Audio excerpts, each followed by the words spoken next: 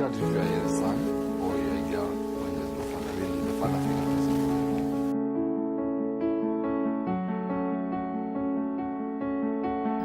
I don't actually know my biological father.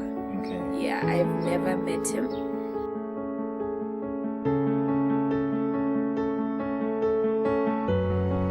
Yeah, I just wanted to grow up and be successful and prove a point that I didn't get in my life.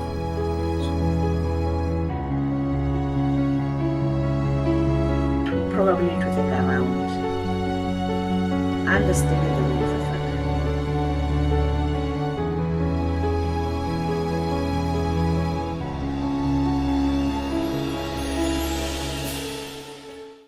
Have you ever wondered what it is like growing up without knowing who brought you in this world?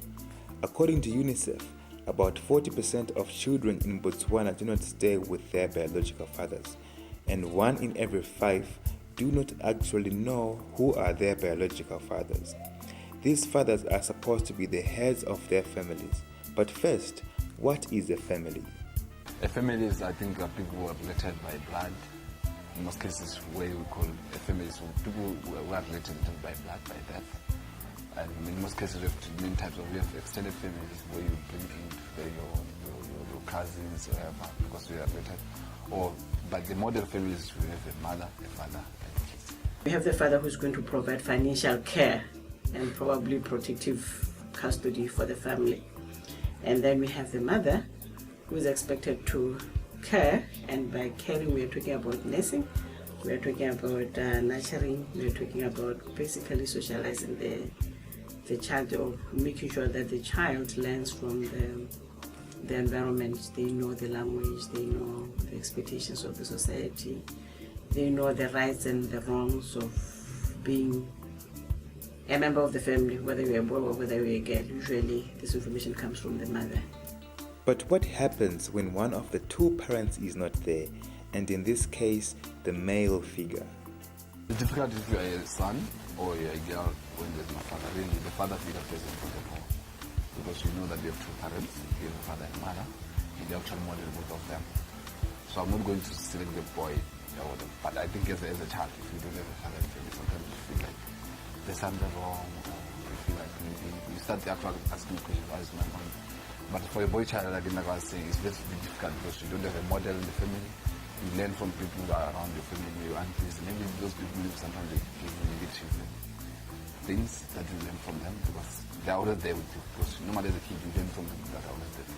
You just get somewhere, so you need time to mix up to be dressed. It's very difficult. In the frame of Botswana, is this phenomenon common, and how deep is the cut? I think it's common in this country where we have a lot of female-headed families.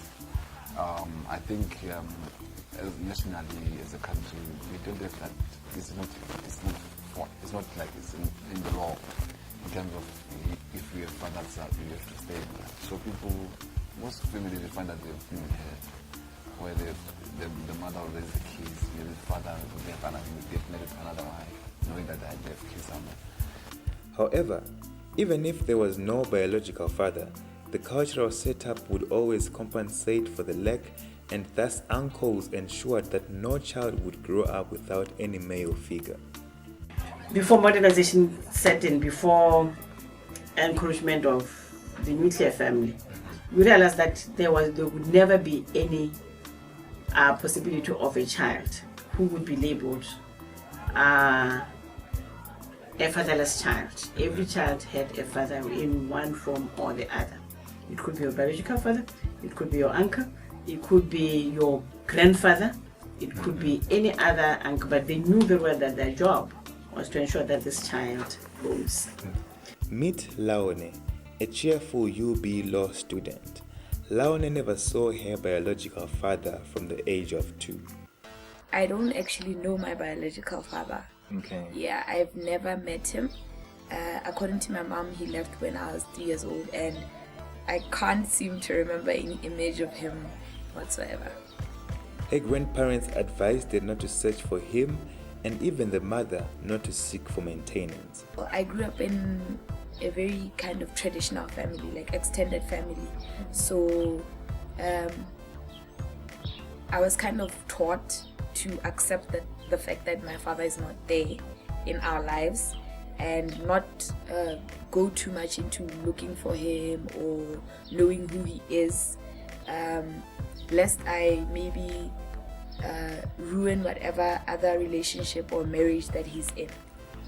And just like any child who misses their dad, she would become angry at him. I used to be angry. When I was a teenager, I was very angry about it, because growing up in a single, my mom only got married a couple of years ago, so growing up in a single parent home, things weren't always easy, and I would kind of blame the fact that my father wasn't there, and I would want to know why. How could you have kids and then just up and go? Laona has been in one relationship, and the fact that she is angry at her biological father affected that relationship. It made me have a Chinese wall with my former boyfriend. I would draw certain limitations to how far I can act or how far we can do certain things, because I kind of felt like I didn't want to be disappointed. I didn't want to have to go through the stage of letting somebody into my life completely and then them failing me. Especially a male figure, that is still a bit difficult for me to do. I don't take well to friendships and relationships with male people. Laona is not the only one who felt that way. Stan, a nursing student, also passed through that stage. They came from the same village with the father, but they never communicated. Well, my dad wasn't there for most of my life. I knew he was my dad, or I knew he existed somewhere. We never talked. We were from the same home village.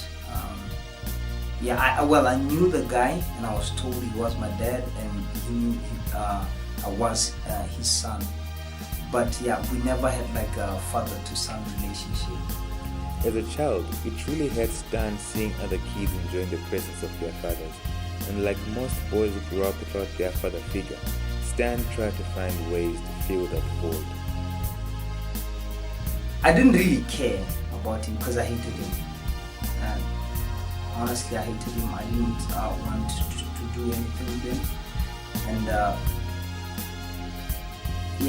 I just wanted to grow up and be successful and prove a point that I didn't need him in my life. So I just figured, you know what, I don't want anything from this guy. I just don't want him in my life, just because he was never there. So I tried filling that gap or that space within me by indulging sexual immoralities and alcohol, smoking, but that never filled the space that I had. It was only until my uncle talked to me about changing my life and just forgiving my dad. And I remember also him saying, it's like unforgiveness or hating someone is like eating poison. Hoping that they might die. Stan made a bold move to forgive his father, and as he was trying to reach out to him, a sad thing happened.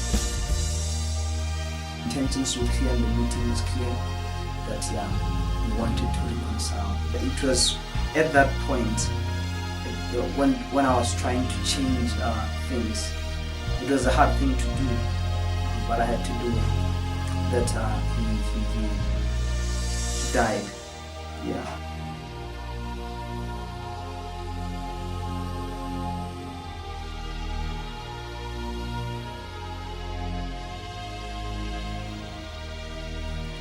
At the end of it all, I tried to find solutions from the ones who had pointed the problems to me. We probably need to think around understanding the role of a father in the modern context. When we say somebody is a biological father, and when we say somebody is a father, and when we say somebody has to place their fatherhood, what do we mean? Do we mean that they provide money at the end of the month so that the mother we buy food and he stays out there wherever he is, and he just comes to change the clothes in the morning and all that. Is that what we mean about a person being a father? Because if that's what we have in mind, the father won't always remain. I think the most important thing, I think we need to go back a bit and actually talk to the young boys while they're still young, the importance of having a family, the role of and how to contribute towards the future generations. Basically, I think that's the starting point. We need to have it about young people while they're still young. Talk about them of the issues of their rights and their responsibility. You have the right to have a kid, you have the responsibility. That's really important. And how do you actually go around having a blood family? A blood family is a family with a father and a mother. They are staying together, communicate together. Just I think that's the start point. We need to actually not just say, and in terms of the government, it's supposed to be everyone participating in that process. So if the government alone give every policy, but if people are not buying the policy, it won't work.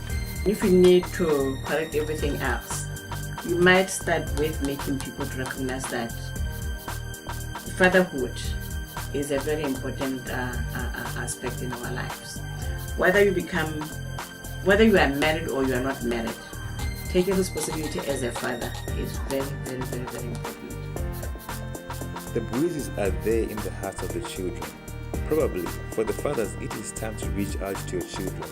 However, by no doubt, the upcoming generation will definitely be there for their sons and daughters, as they would not want to repeat the same mistakes.